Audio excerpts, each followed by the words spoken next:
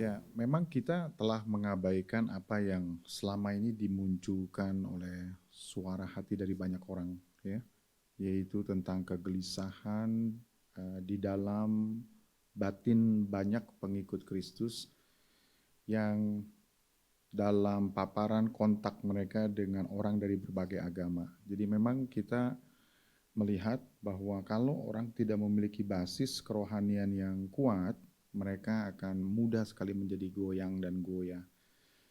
Nah, kita mesti berpikir dengan sungguh-sungguh mengenai masa depan dari kerohanian orang-orang percaya ini. Salah satu yang menjadi titik kekurangan daripada kekristenan sekarang ini adalah soal rutinitas. Tidak ada bangunan rutinitas yang kuat di dalam kerohanian. Ya, contohnya adalah doa, ya, rutinitas doa, rutinitas membaca firman, kemudian rutinitas untuk berpuasa. Kalau kita tidak memiliki rutinitas yang baik, maka banyak orang Kristen yang dalam proses kegelisahan mereka menemukan rutinitas di dalam agama lain. Dan mereka pasti akan berpikir, ya, mengapa di dalam kekristenan atau anak-anak Tuhan ini tidak memiliki dasar yang bisa diikuti tiap hari, ya. Daily activity-nya itu tidak kelihatan dalam bidang kerohanian, dan begitu bertemu dengan orang-orang yang memiliki kebiasaan rutinitas, baik itu doa, ibadah, ya, yang diikuti dengan setia, maka pasti akan goyah. Nah, itu sebabnya betapa pentingnya di berbagai gereja sekarang ini untuk menghidupkan kembali kebiasaan rutinitas, apakah itu rutinitas berupa doa Bapa Kami, rutinitas kebaktian, rutinitas yang dijalani setiap hari, contohnya adalah doa membaca firman. Tanpa rutinitas ini akan sulit, ya, berhadapan dengan kekuatan rutinitas dari agama lain atau pihak lain. Saya pikir bahwa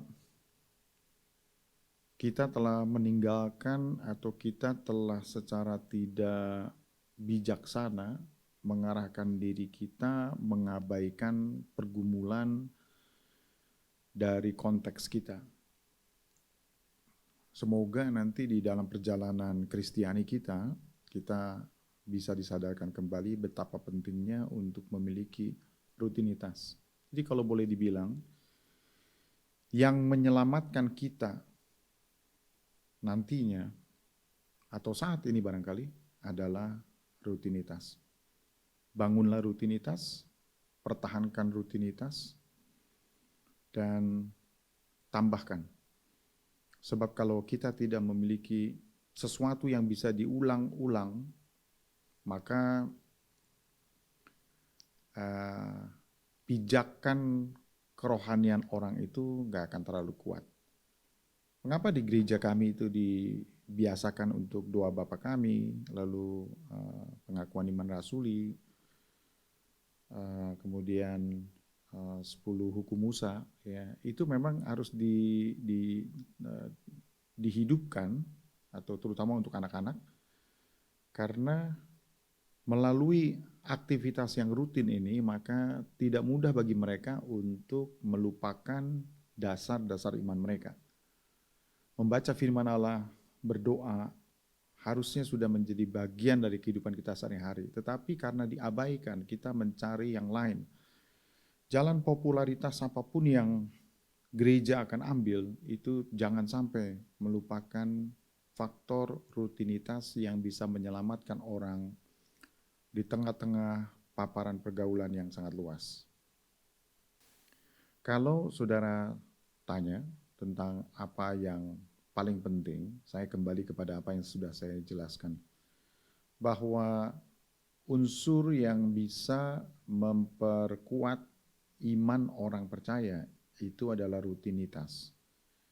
Ciptakan rutinitas, biasakan untuk menganggap rutinitas itu penting, dan budayakan rutinitas. Ya, sebab rutinitas itu akan menjadi penolong kita di masa ketika orang mengalami kegalauan, kegelisahan di dalam hati dan pikiran mereka. Jadi marilah dikembalikan, gereja memperhatikan beberapa hal yang harusnya bisa diulang, ya. Unsur begitu, unsur yang diulang di dalam gereja, unsur yang bisa dilakukan di rumah, unsur yang dilakukan di tingkat individu, dua pribadi, membaca firman Tuhan, lalu perbuatan baik, ya, kemudian seperti membiasakan untuk doa Bapa Kami, lalu juga dengan pengakuan iman rasuli, itu sangat membantu untuk mengokohkan hati dan pendirian orang. Orang tidak akan mudah kehilangan atau goncang ketika dia berhadapan dengan jenis rutinitas yang lain yang ada pada agama yang berbeda. Ya, itu pandangan saya.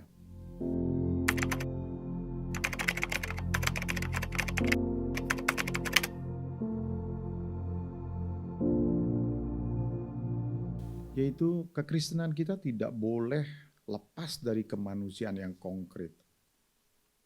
Saya rasa berbagai kejadian belakangan ini menyadarkan kita bahwa kekristenan itu kalau dijadikan hanya semacam kekristenan yang berbasis pemenuhan kebutuhan popularitas belaka, kita bisa mengisinya dengan segala sesuatu yang publikatif sifatnya atau yang bisa membuat orang itu marketnya menjadi luas, begitu ya. Hanya tidak memperhitungkan bahwa sebenarnya values yang tinggi tidak diletakkan di situ, tetapi diletakkan kepada sentuhan manusia yang konkret, kebutuhan-kebutuhannya yang nyata. Dan kalau kita mau berjalan ke depan, kita jangan melepaskan kekristenan itu dari kemanusiaan yang konkret. Wujudnya barangkali bisa dikembalikan kalau misalnya faktor pelayanan sosial dari gereja itu harus betul-betul nyata. Kalau kita mengabaikan faktor ini, mungkin saja kita bisa mencapai skala pertumbuhan akibat gebrakan untuk membuat orang mengenal kita atau gereja kita. Tetapi di dalam jangka panjang, orang akan membuat penilaian dan orang akan menentukan bahwa itu bukanlah seluruhnya yang mereka harapkan dan inginkan. Sebab pada dasarnya, orang akan melihat bahwa tidak mungkin kekristenan itu meninggalkan kepedulian. Tidak mungkin.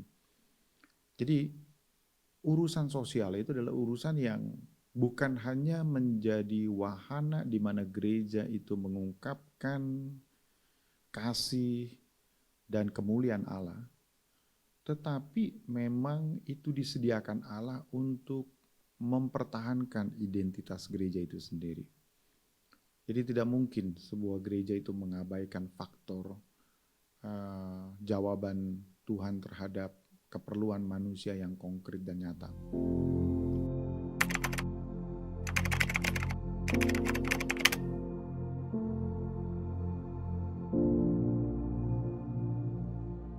Mengenai hadirat Tuhan, saudara-saudara, apa yang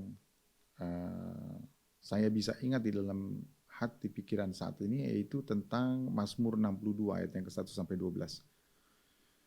Nah, di dalam ayat-ayat tersebut kita melihat bagaimana hadirat Tuhan itu ternyata saudara-saudara begitu simpel dekat dengan batin dan hati kita. Ya. Bahkan ini bermula dari ucapan pemazmur sendiri yang mengatakan bahwa hanya dekat Allah saja aku tenang dan daripadanya lah keselamatanku. Hanya dialah gunung batuku dan keselamatanku, kota bentengku, aku tidak akan goyah. Dan berapa lamakah kamu hendak menyerbu seseorang, hendak meremukan dia, hai kamu sekalian, seperti terhadap dinding yang miring, terhadap tembok yang hendak roboh. Mereka hanya bermaksud menghempaskan dia dari kedudukan yang tinggi. Mereka suka kepada dusta, dengan mulutnya mereka memberkati, tetapi dalam hatinya mereka mengutuki. Hanya pada Allah saja kiranya aku tenang, sebab daripadanya lah harapanku. Hanya dialah gunung batuku dan keselamatanku, kota bentengku, aku tidak akan goyah. Pada Allah ada keselamatanku dan kemuliaanku, gunung batu kekuatanku, tempat perlindunganku ialah Allah. Percayalah kepadanya setiap waktu, hai umat, curahkanlah isi hatimu di hadapannya, Allah ialah tempat perlindungan kita. Hanya angin saja orang-orang yang hina, suatu dusta saja orang-orang yang mulia. Pada neraca mereka naik ke atas, mereka sekalian lebih ringan daripada angin. Janganlah percaya kepada pemerasan, janganlah menaruh harap yang sia-sia kepada perampasan. Apabila harta makin bertambah, janganlah hatimu melekat padanya.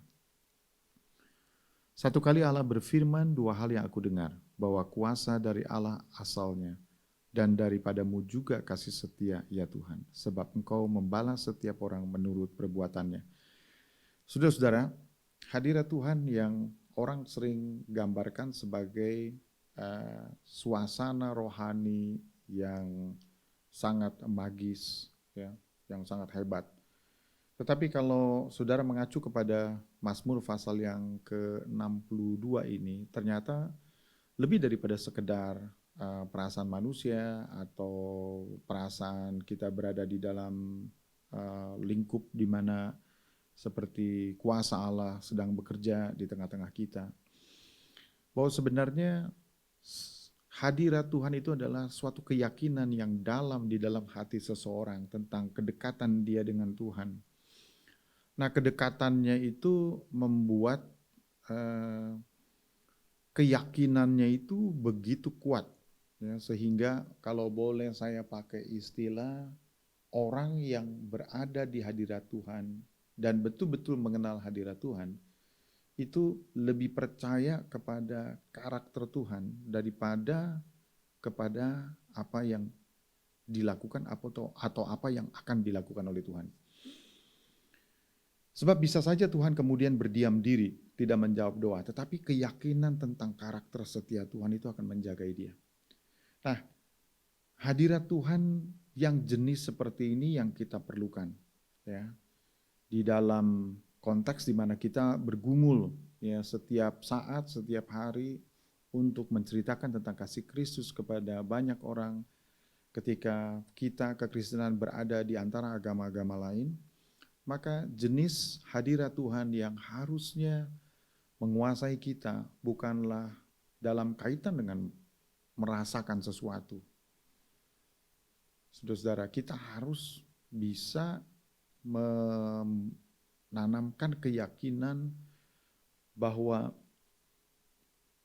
Allah itu nyata, real, keyakinan bahwa Dia menyertai saudara dan saya walaupun kita tidak melihat tanda-tandanya. Inilah yang kita katakan sebagai keyakinan tentang kedekatan. Ya, keyakinan tentang kedekatan itu akhirnya menjadi hadirat Tuhan di dalam diri kita. Itulah yang akan menghidupkan doa kita, itulah yang menghidupkan suasana rohani setiap hari di dalam kita. Banyak orang Kristen yang mungkin bergantung kepada perasaannya, dan kalau tergantung kepada perasaannya, saudara-saudara, kita akan rontok di dalam iman kita. Berhadapan dengan rutinitas yang kuat dari agama lain, kalau saudara mengandalkan perasaan, saudara akan rontok dan gugur. Selain rutinitas yang harus kita miliki, tetapi juga semacam keyakinan, ya, konsep tentang hadirat Tuhan, yaitu keyakinan tentang keberadaan yang betul-betul dekat dengan kita, yang betul-betul di dalam kita, yang betul-betul Rasul Paulus katakan kita di dalam Dia, Dia di dalam kita. Ya, Yesus juga berkata begitu. Saudara-saudara, keyakinan itu mesti ada di dalam kita.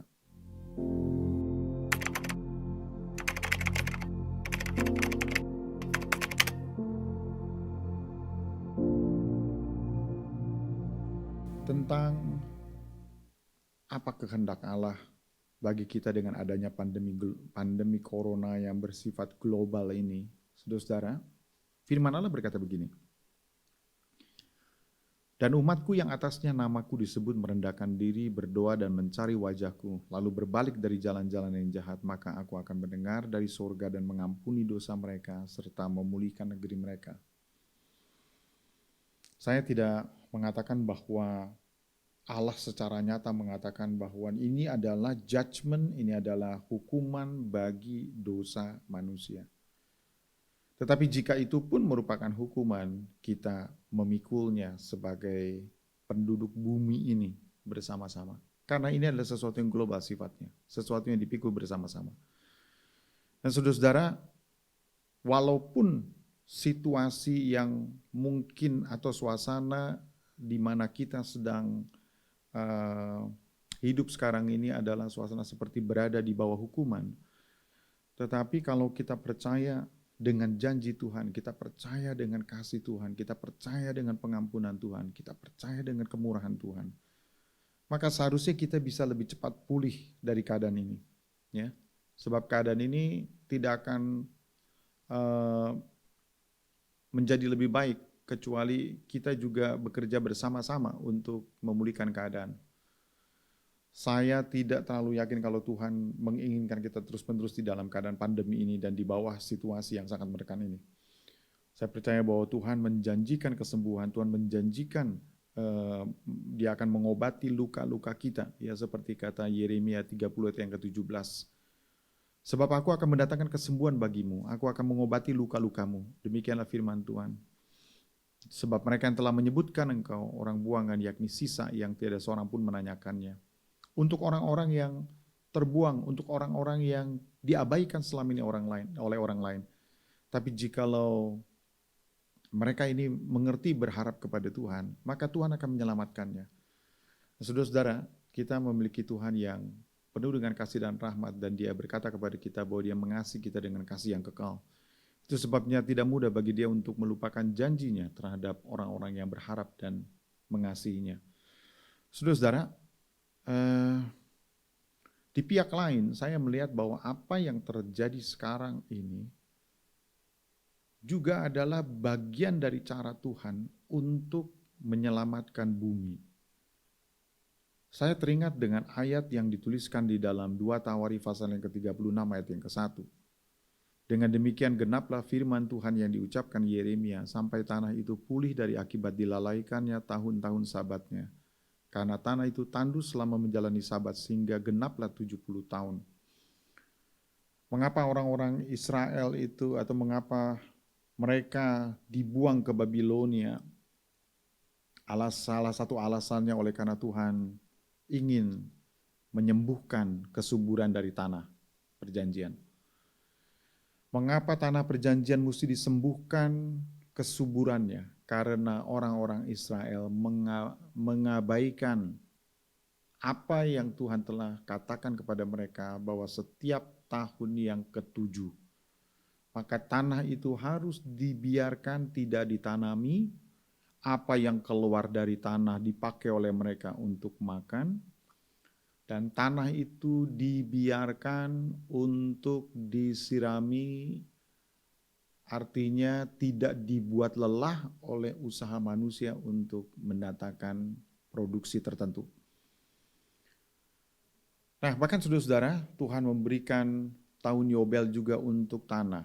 Nah, itu sebabnya kita sebagai anak-anak Tuhan juga memiliki perspektif Allah ingin menyembuhkan kita dari berbagai hal yang kita abaikan selama ini.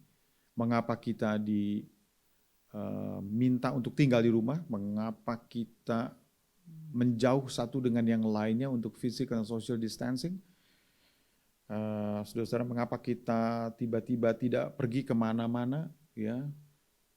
Tiba-tiba keluarga menjadi begitu penting, rumah menjadi begitu penting, dan tiba-tiba saja kesehatan itu menjadi sesuatu yang sangat penting. Barangkali Tuhan sedang menyembuhkan kita, Tuhan menyembuhkan gerejanya, Tuhan menyadarkan kita bahwa basis kerohanian kita tidak dibangun oleh karena perkumpulan-perkumpulan yang besar, tetapi dibangun dari persekutuan kita di rumah, keberadaan kita di rumah, keteladanan kita di rumah. Jadi saudara lihat bahwa Tuhan sedang menyembuhkan. Mungkin kita juga tidak sadari bahwa sepanjang masa pandemi ini, kalau saudara lihat foto-foto yang dimunculkan di beberapa pemberitaan, bahwa tingkat kesehatan udara di berbagai kota yang tadinya itu sangat rendah sekali, tiba-tiba menjadi baik. Ya. Situasinya menjadi sangat seperti Tuhan betul-betul mengizinkan kita untuk meredakan semuanya supaya kerusakan yang kita timbulkan selama ini juga reda. Jadi Tuhan harus membuat hal yang sedemikian rupa.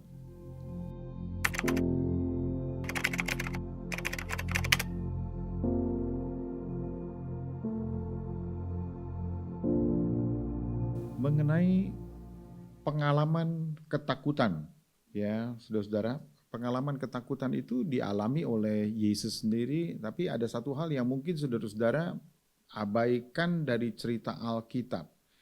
Bahwa di dalam Alkitab kita, Paulus pernah mengalaminya, hanya saudara perlu membacanya dari kisah lain, ya. Bukan dari tulisan suratnya, tetapi yang dituliskan oleh orang lain tentang perjalanan pelayanan dari Paulus ini.